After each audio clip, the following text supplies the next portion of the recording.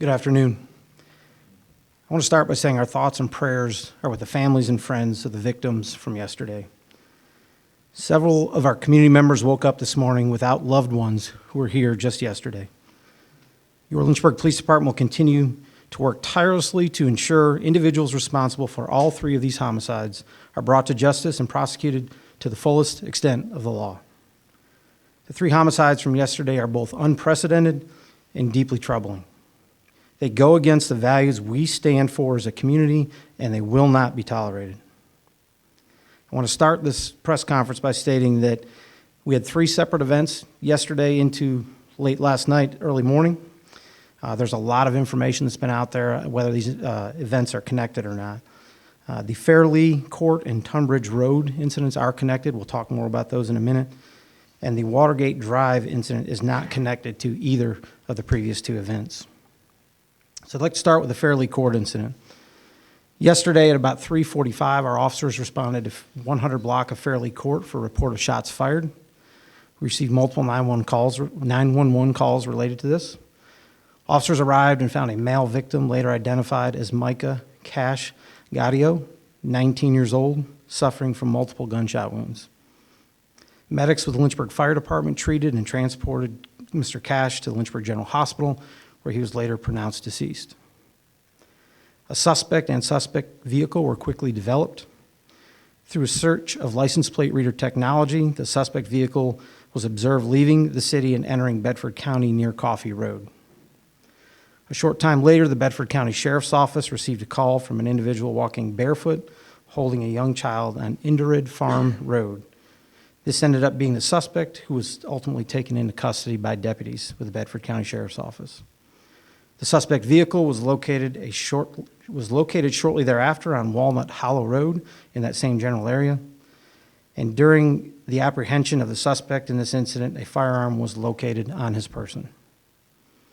In an effort to locate the mother of the young child that this suspect had with him, this child was 3 years old, officers responded to the 1400 block of Tunbridge Road here in the city.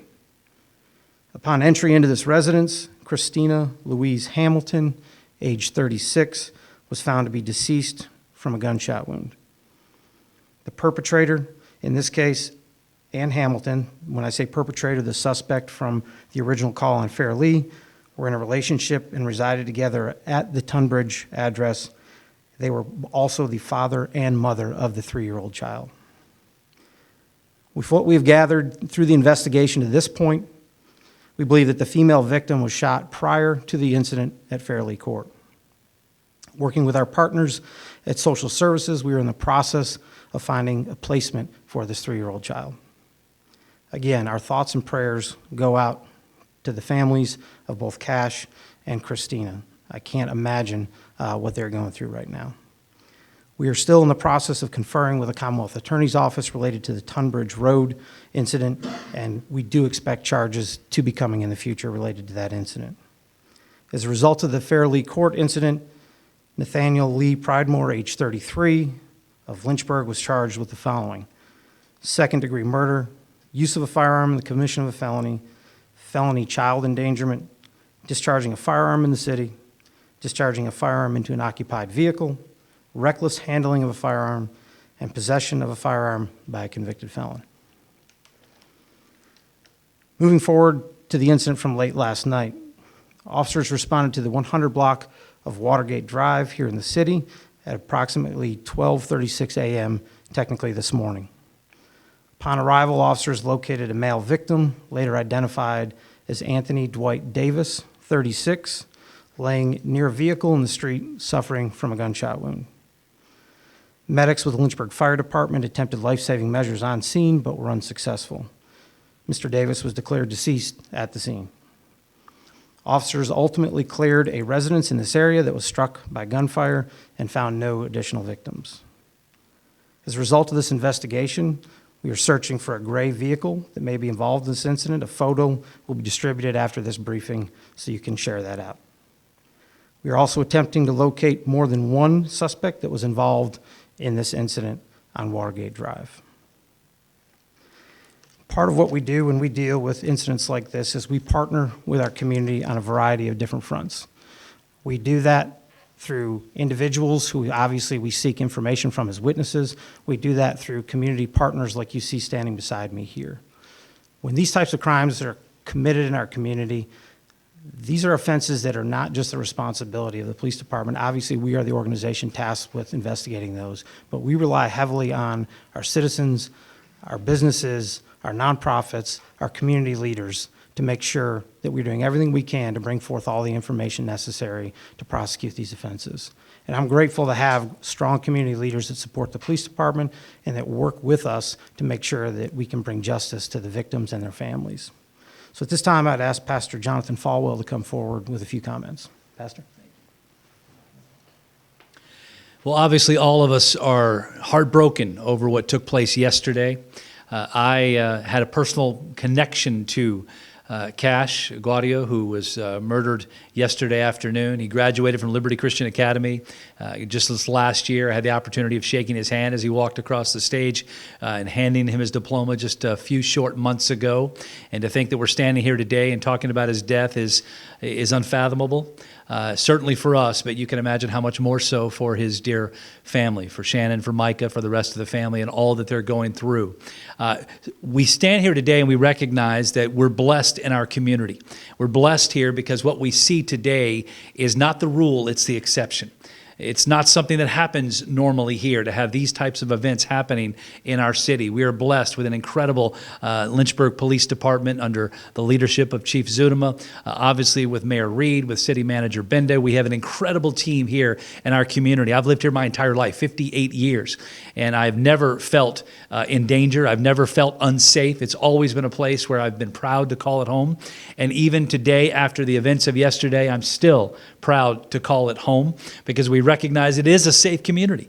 It's a safe community not only because of our leaders, because of our first responders, our police, but because of people like Pastor Cam and many others who come together and recognize it is our responsibility to stand up and to speak out against these types of things and to make sure that we have mutual love and respect for every citizen of our region and of our city, that we understand that we are here to encourage one another and to help one another, to pray for one another. We've seen this in events in the last few days, what took place in Florida and Georgia and South Carolina, North Carolina, Tennessee, and in Southwest Virginia, the tragedy of the hurricanes. We know this is a time for people to come together. And now in our own city, while certainly not the events of a hurricane, but the events of what we have just heard from our chief, obviously it's a time for us to come together. It's a time for us to recognize that we have a responsibility to one another and for one another, to be a people that regardless of what the background is, regardless of what church that we might attend, regardless of what place we might work or what school we might attend, that we are all part of the same community, that we stand together, that we work with one another, that we help one another, we encourage one another, so that Lynchburg will continue to be what it has always been. And that is a safe place to live, a safe place to raise a family, and a wonderful place to call home.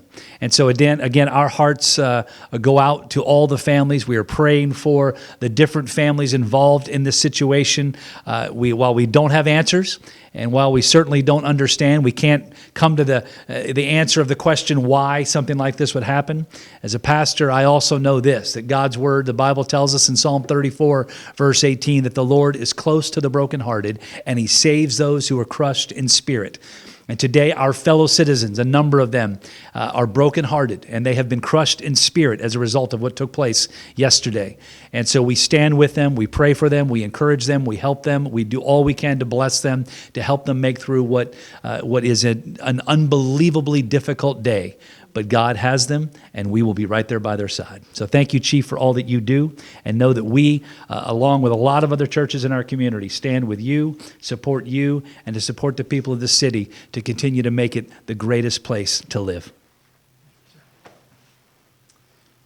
Thank you, Pastor Falwell. This time I'd ask Pastor James Cam to come forward with comments. Thank you. I echo the same as Dr. Falwell did. We are just devastated about what's going on in our community.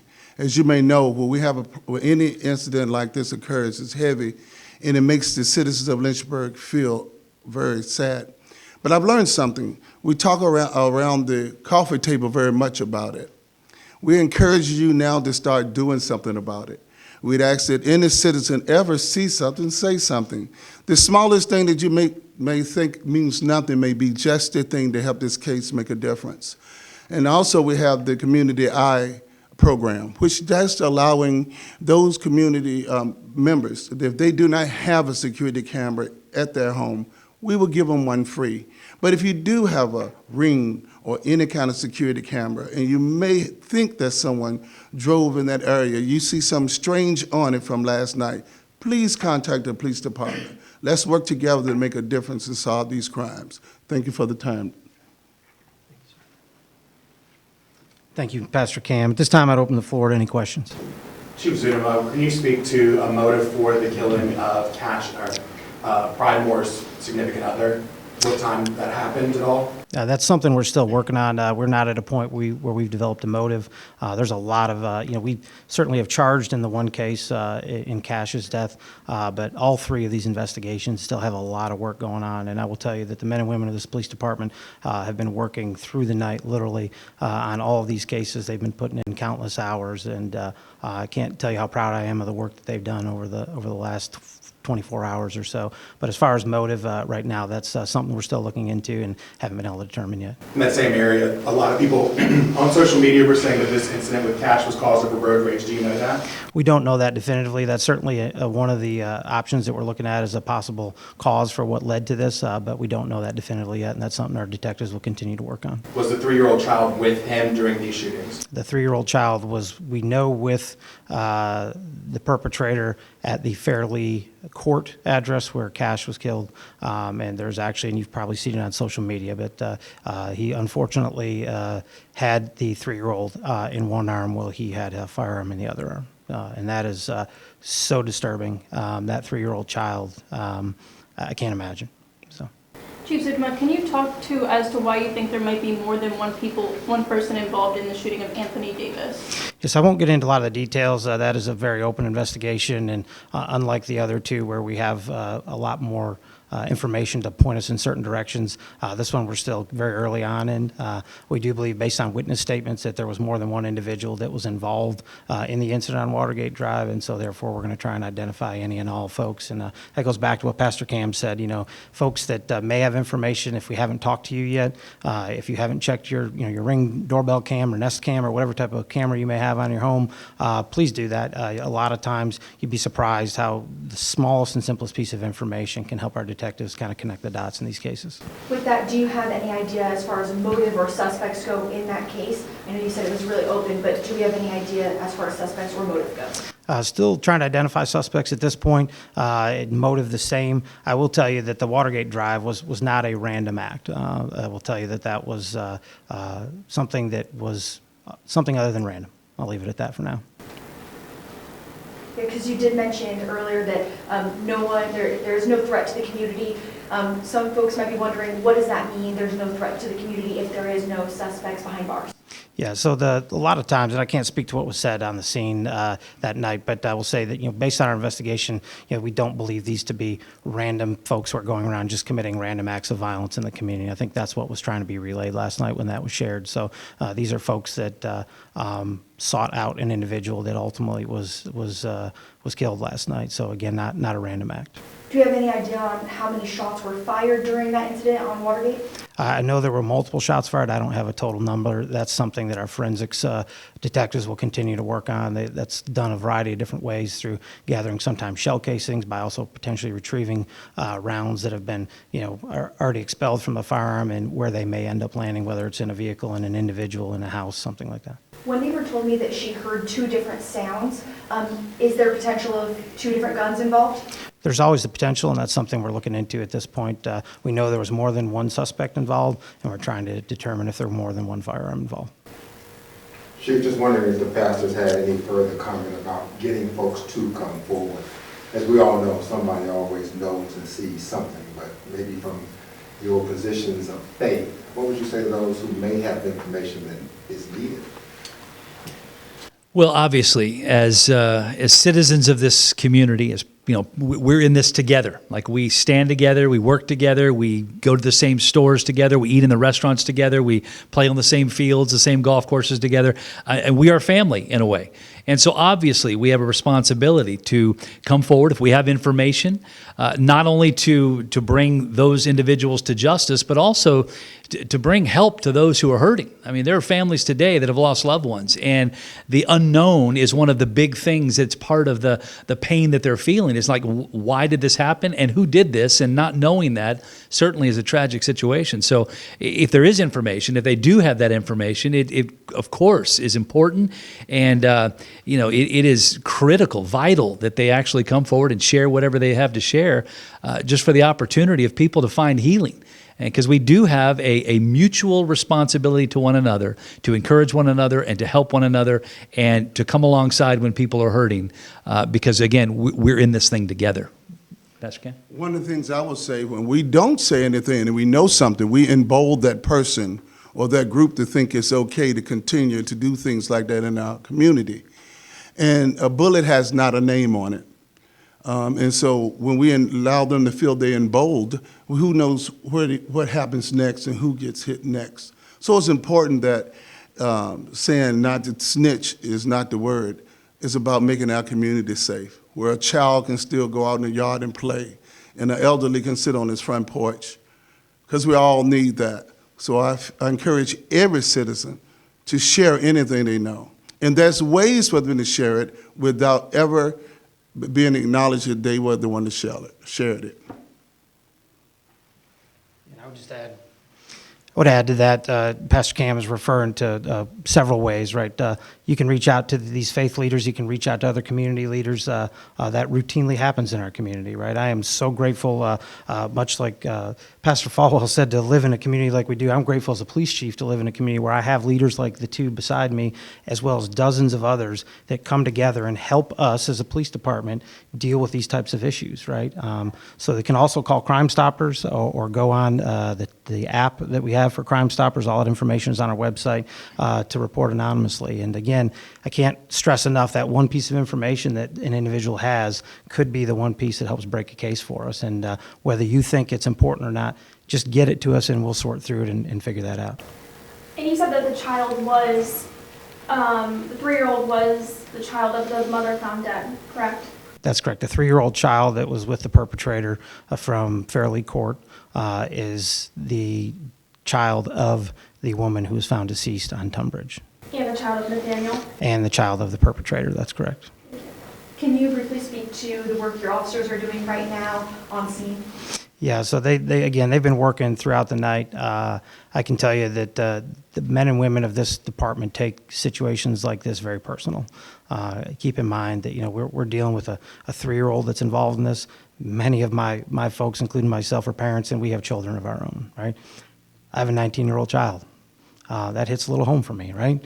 And the men and women that do this work, they take these cases very, very personal. They're out there doing a lot of things. I'm not going to get into all the details of the investigative steps they're taking, but they are canvassing neighborhoods to make sure they've knocked on about every door possible to see who might have saw something, who might have heard something, who might have camera footage of something. They're following up on leads that come in. And these cases like this, a homicide case will in many cases generate easily 50 to 100 leads that our officers need to follow up on, right? They're also gathering information through search warrants for a variety of different reasons of different things, right? They're trying to track down loved ones to see what happened, not just this day, but what happened potentially leading up to this incident, right? Because a lot of times helping understand the context of these incidents is really important to do that so we can understand, was there something else going on in this individual's life before this incident took place that could maybe help explain what happened? So they're following up on a ton of leads, doing a ton of legwork. They were out, like I said, throughout the entire night into this morning. Some of them just went home late this morning to get probably a couple hours of sleep to turn around and come back in and work all night again tonight. So again, we aren't going to leave any stones unturned. We're going to put whatever resources forward we need. We're grateful to have partners like the Bedford County Sheriff's Office that helped us yesterday with that. And any of these cases, anytime they lead elsewhere, we rely on our local, our state, and our federal law enforcement partners to come in and help us out with any resources or technology that may be needed to further these investigations. Chief Zuma, back to the first shooting. Did Nathaniel Pridemore follow Cash to his home? We believe that's what happened at this time. We don't know from what distance or where that initial contact may have come in, but that the perpetrator in this case followed Cash at least a short distance to where he ended up stopping at his residence. Did he get out of his car and shoot Cash in his own driveway? Where did that happen? I'm not going to get into all the specifics of the investigation. I will say that the perpetrator did shoot Cash when the perpetrator was outside of his own vehicle. Can you say if the perpetrator is working with law enforcement and speaking at this time? So I'm not going to get into that portion of the investigation at this time, other than to say that we're trying to interview, including the perpetrator, all the other witnesses and any family members of those involved in the case. Can you explain why he's only facing second-degree murder and not first-degree? Can you explain the differences? So that's a consultation that we do with the Commonwealth Attorney, and understand that the initial charges that are placed aren't always the charges that go forward, right? Those can be upgraded, they could be downgraded, they could be, so those are basically initial charges that we place based on the evidence we have available at that moment in order to get that person locked into the jail so they can't go anywhere. And again, I think a lot of times people think, well, okay, we've charged him, so that case is over. Our officers and detectives have just barely gotten started on that case. They'll be doing work on these cases, all three of them, for months to come leading up to, because the goal is not to just arrest somebody who committed a crime, right? The goal is to successfully prosecute them and hold them accountable under the law so that they can be, in this case, put away for a very long time, because this type of behavior has no place in Lynchburg. Do you have any early indications that show when crime more significant other had been killed yet, or are we still testing when all that happened? That's something we're still looking into. What I can say right now is that this took place, the murder of Christina took place prior to the incident involving Cash. And you did say likely charges are expected to come from that as well. We do anticipate charges coming from the Tunbridge Drive incident and the death of Christina. Jamon? Was the child hurt in any way, had any bruises or any cuts or scrapes on him? To my knowledge, the child was not injured in any way, but physically, but traumatically. I can't imagine what that young child went through yesterday and what that child will probably go through for the rest of their life. Chief, we still have some unsolved cases, Samantha Robinson, Kingston Campbell, and others. So with the hiring of so many new police officers, how's the force doing in terms of staffing? At one time, you would tell us that you needed more folks to get some of these cases resolved. Now that you have more great men and women, how is that working out? Yeah, so our staffing numbers are much better than same time ago last year. We cut them in about half. We were at roughly 31, 32 vacancies about this time last year. We're down to about 15 right now, and we're trending in the right direction. Just keep in mind, hiring new officers. They're new officers, right? No different than what you all do. Your first probably 6 months in the media looks slightly different, right, than after doing it 20-some years, right? You've perfected your trade, right? You understand kind of the ins and outs of it. So we're still a young workforce, but we are a very dedicated, very committed force. We have a great group of men and women who are so passionate about what they do to keep our community safe. So we're making progress in that area. But we always want to keep making sure we're getting our folks the best training that we can get them and making sure that they have all the tools that they need to successfully investigate these cases. My last one, if I might. Pastor Jonathan, you mentioned being here all your life. There are a number of people who approach me and they say, man, we've never seen Lynchburg this bad. You talk about this still being a great place to live. What would you say to maybe assure the citizens that this is going to calm, things are going to be okay, this is still a great city? Pastor, people are scared to come outside. Yeah. Well, obviously, there's one element to that. There's one aspect of that, of an answer to that question. And that would be, man, we are blessed with an incredible team here at LPD who are doing incredible work. And so we can be encouraged by that fact. Along with, again, the surrounding counties and the agencies that are represented there. So that's one element. The other element is this, is, again, as a pastor, and Pastor Cam, I know, would echo these words, we live in a broken world. We live in a world where there are tragedies, there are horrific things that happen, and there are some bad people in our world. But the thing we must always recognize is that they're a very small minority as it relates to the overall population. in this area, in this region, 80+ thousand people that might live here in the city of Lynchburg, 250,000 or so that live within 30 minutes of where we stand here today, are for the vast, majority of those people are good, wonderful people who are raising families, who are working hard, who are, blessed to live here and encouraging and loving their neighbors as themselves, as God's word tells us to do. And so I would say, that's still true. And while there are occasionally the anomalies that Chief Zunema has shared with us today, as I mentioned earlier, that's the exception. It's not the rule. The rule is this. This is a wonderful place to live. It's a wonderful place that we have to raise our children now, for me, my grandchildren. It's a wonderful place that we can sit back and say, hey, we are blessed to be here. And while these things happen, obviously in a broken world, we just have to continue to do the right thing. And if all of us will recognize our responsibility to be good citizens, to be people who follow the rules that Scripture lays out of loving others as we love ourselves, and loving our neighbors as ourselves, hey, if we can do that, then what we will do is we will make sure that the people who do commit these horrific crimes are people who are not welcome here. And then we'll make sure that the people who are welcome here are the people like you and me and others who live here, who just stand up and, man, we lock arms together and recognize, man, we're in this together, we're family, and this is going to be a great place to raise our kids, our grandkids, and for generations to come.